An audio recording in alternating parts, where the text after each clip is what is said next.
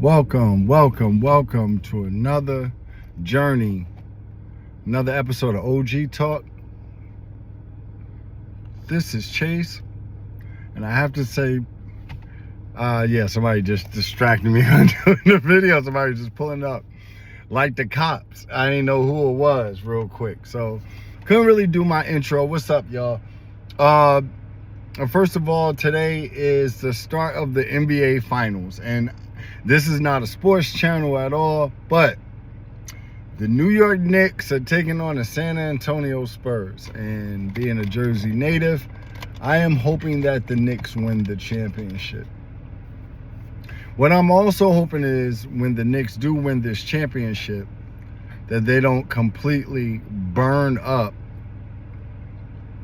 New York City or the surrounding areas or the surrounding states or anything surrounding New York.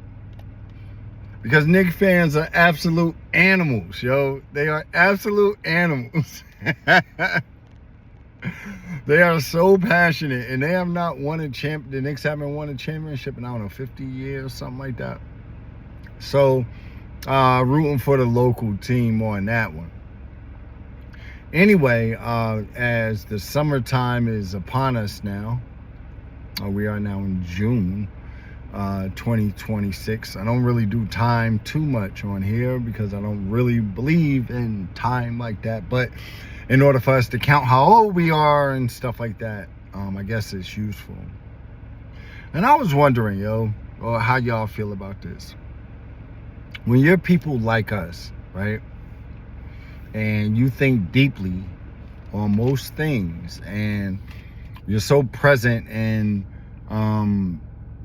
knowing who you are, and you kind of understand the type of person that you want. And you're past the looks part for the most part, how much a person makes, how their body looks, and all. You want genuine connection.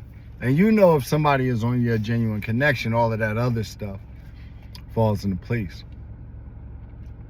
But the question becomes, how do you find that? Somebody on your equal level, intelligence level and emotional level. Somebody that has the same type of compassion that you have towards people. Somebody that yearns to express themselves with someone else. Like, you enjoy the cuddles, you enjoy the touching, the foreplay, all of that type of stuff. You enjoy really having deep conversations with your spouse,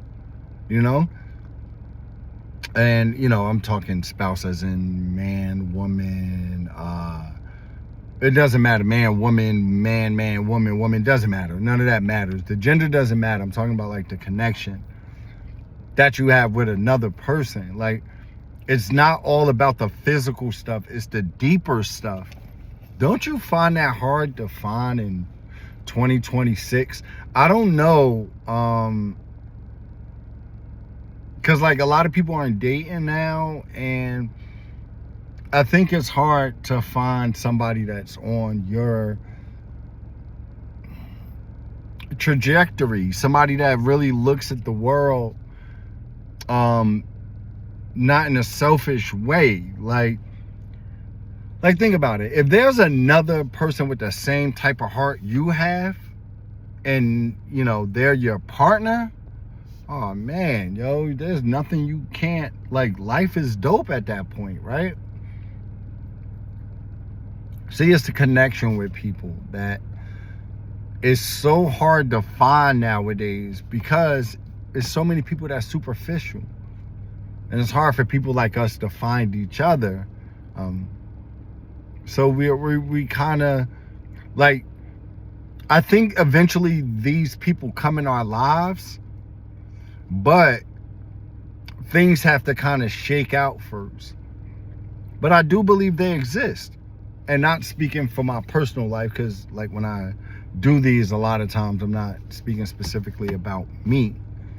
I'm just saying, as a collective, it's hard for like people like us to find each other. Believe me, I did dating apps. I did Tinder. I did what's the other one? Zoosk. And a bunch of other ones. And I met people on there, but I could never find somebody that was like have depth to them like that. You know, everything was superficial and it was all about the physical, and you know, and then you meet the other people who you have a nice conversation with them, and maybe things are getting a little, you know, a little deep, and you're talking about real things and how we see life and stuff, and then 5 days in, they love you and they want to move in with you, and they move too fast, and it's all confusing. So how do empaths date? You know, for those that are single, or even the harder part, what happens if, you know, which what happened to me, right? When I got married, I thought my wife was the yin to my yang, right? And she talked the big game, and I thought that we were on the same page as far as you know, spiritually and stuff like that, and we weren't.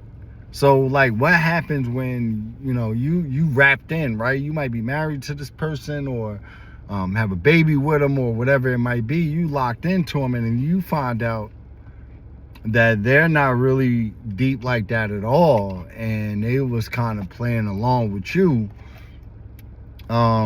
you know, agreeing to things that they really weren't into in the first place, but that doesn't show up until they hook you. And now once they hook you, you know, as a compassionate, empathetic person, you get wrapped in and you get heartbroken, you know, and you expect that person to get back to the person that they were, and they're never going back to that point. So how do people like us that think deep, how do we date? How do we, in 2026, it used to be different. I think back in the day it was actually easier to meet people because you saw them in person, you know.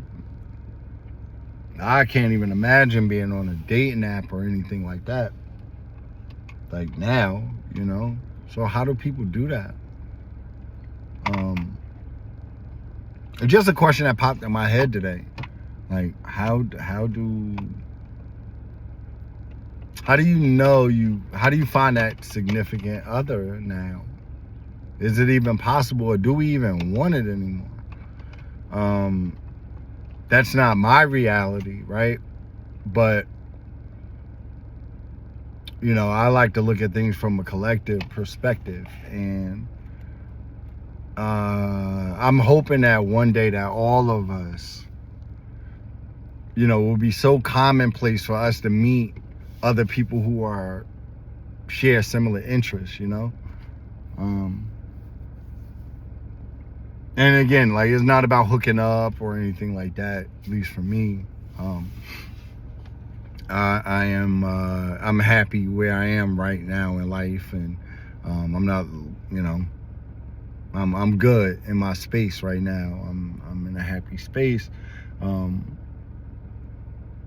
But it just seems like it's impossible to really meet. You know, it's very rare that you meet somebody that you can even have a deep conversation with, and to me, that's the most important thing. So I'm hoping that we will all like meet up, you know, in different parts in our lives, but like as a collective, that we'll start meeting each other, and the people that are single meet someone that is also single, and you know, that type of union of two people who are magnetic like that, I believe is an incredible relationship. And it doesn't matter what gender it is. Like, I'm not one of those people. Love is love to me, you know. So I'm not one of those people, you know. Like, love who love you back, and whatever you are is who you are, and God loves all of us. No matter what our sexual orientation is, God loves each and every one of us, and that's all that matters. So I'm gonna get off of here, y'all. A lot of traffic. How you doing, man? A lot of traffic around me, so I'm gonna get off of here right now because I look crazy talking to myself in my car. So I love each and every one of y'all, right? Go Knicks, right? Oh man, they might actually tear down the Empire State Building, yo. That might actually, the Knicks win, like the Empire State Building might just be gone. Like a dude from the Bronx just want to take it and hide it somewhere in a chop shop somewhere. Not to hurt it, just to hide it. And I don't know, it's wild. Anyway, love you all, yo. Peace.